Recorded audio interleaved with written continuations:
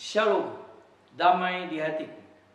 Kembali bertemu dengan saya Pendeta Jonathan F. Lupulalan pada hari Minggu tanggal 2 Juni tahun 2023. Mari kita minta pertolongan Roh Kudus untuk pembacaan dan pemberitaan firman Allah. Mari berdoa.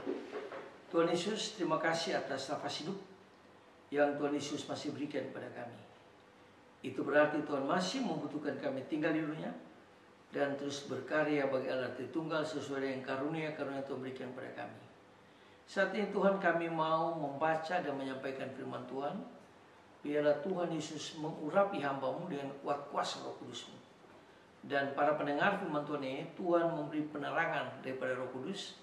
Dan Roh Kudus memampukan kami untuk kami meyakini firman Allah itu dan melakukannya. Berfirmanlah karena kami sudah siap untuk mendengarkan firman-Mu. Dalam kasih dan pengampunan Kristus kami berdoa. Amin. Firman Tuhan diambil dari Matius pasal yang ke-6 ayat yang ke-21 yang berbunyi begini. Karena di mana hartamu berada, di situ juga hatimu berada. Demikian firman Allah. Yang berbahagia kita yang mendengar, memelihara serta melakukan firman Allah. Haleluya. Tema kita pada hari ini adalah harta dan hati. Nah, saudara-saudara yang saya kasih dalam Tuhan Kristus, dikatakan di dalam Alkitab yang kita sudah baca tadi, di mana hartamu berada, di situ juga hatimu berada. Nah, saudara-saudara yang saya kasih dalam Tuhan Kristus, Tuhan Yesus melihat ada hubungan yang erat antara harta dan hati.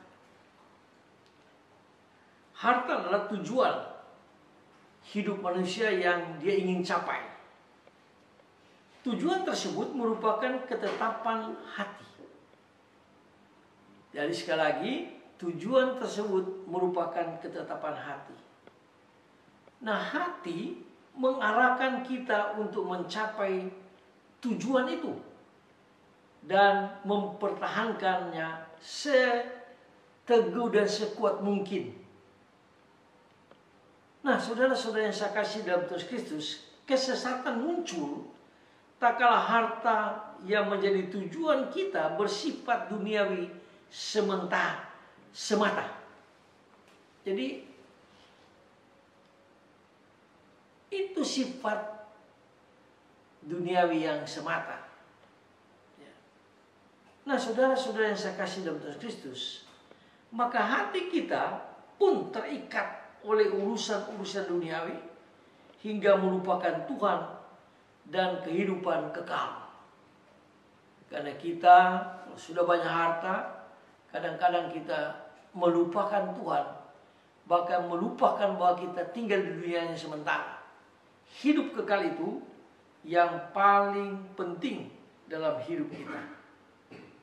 Nah, saudara-saudara yang saya kasih dalam Tuhan Kristus, Tuhan Yesus mengingatkan kita untuk mengejar tujuan rohani atau harta surgawi dari setiap pencapaian kita di dunia ini.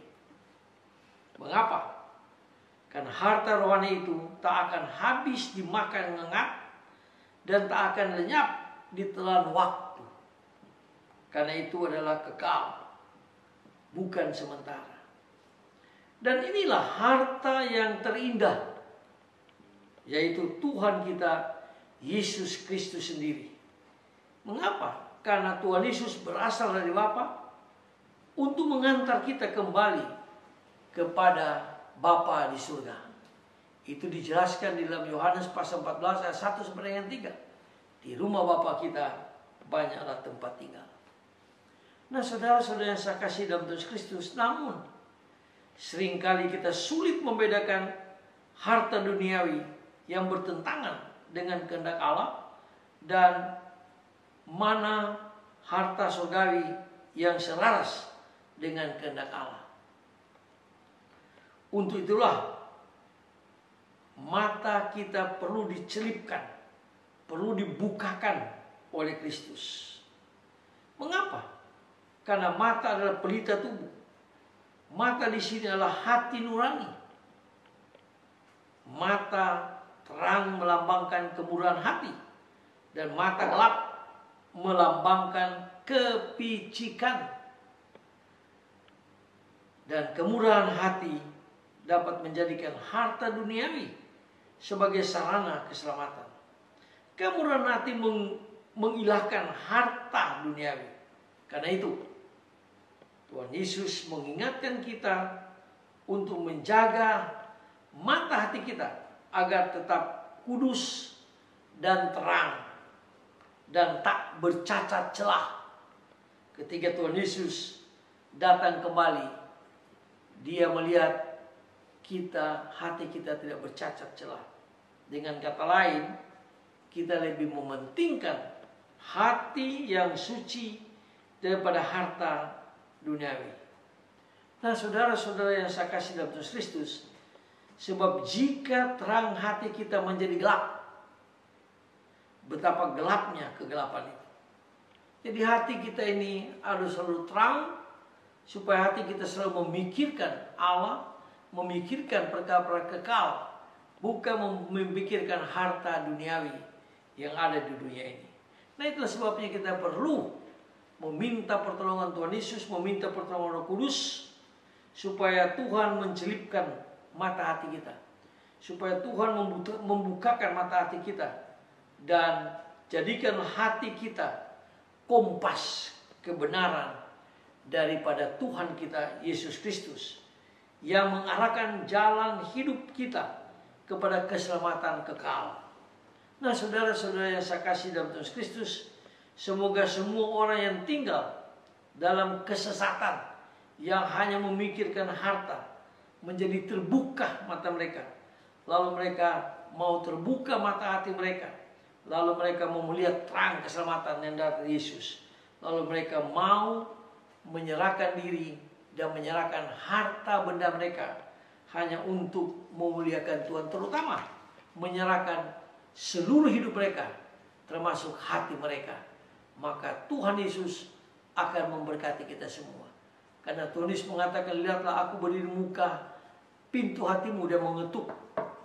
Jikalau engkau membuka hatimu, menerima Yesus sebagai Tuhan dan Juru Selamatnya, maka kita akan memiliki hidup yang kekal sampai selama-lamanya bersama dengan Tuhan kita Yesus Kristus. Sekali lagi, mari kita memikirkan hati yang suci, hati yang tulus, hati yang murni, hati yang memuliakan Tuhan, daripada kita memikirkan harta duniawi yang sementara ini. Mari kita tunduk kepala kita berdoa.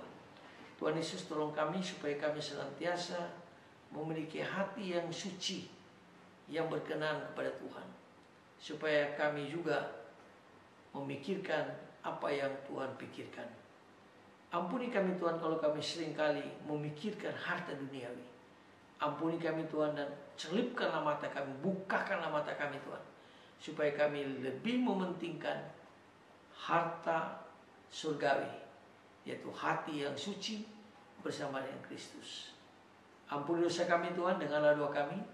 Dalam nama Tuhan Yesus, penebus dosa kami, gembala kami yang sangat baik, kami berdoa dan bersyukur. Haleluya, amin.